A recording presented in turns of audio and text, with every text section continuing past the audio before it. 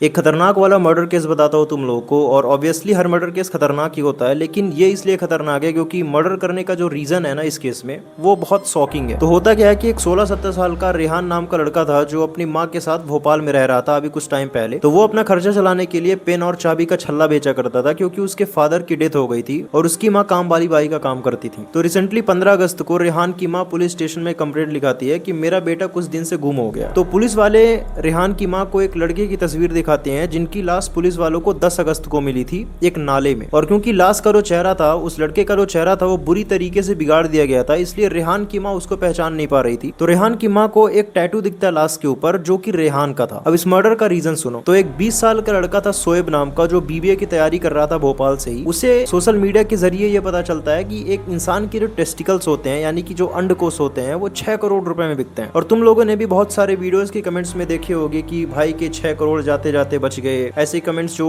लोग करते रहते हैं। और इस चीज को सही मानकर जोएब ने 2 लड़कों के सामने नाटक किया कि मैं एक डॉक्टर हूँ और अगर हम किसी लड़के को पकड़ के उसका टेस्टिकल्स निकाल लेते हैं तो उसके लिए हमें बहुत सारे पैसे मिलेंगे और हम करोड़पति हो जाएंगे। और उसी टाइम पे इन्होंने रेहान को देखा और इन लोगों ने उसके पीछे चाकू से हमला किया और उसके बाद उसके टेस्टिकल्स निकाल के उसे जब बेचने गए तो उसको कोई खरीदने वाला ही नहीं था। और खरीदने वाला मिलेगा भी कहाँ से, क्योंकि ये अफवाह तो सोशल मीडिया पे उड़ाई गई थी बिना मतलब की। और इन अफवाहों के चलते एक माँ ने अपना बेटा भी खो दिया।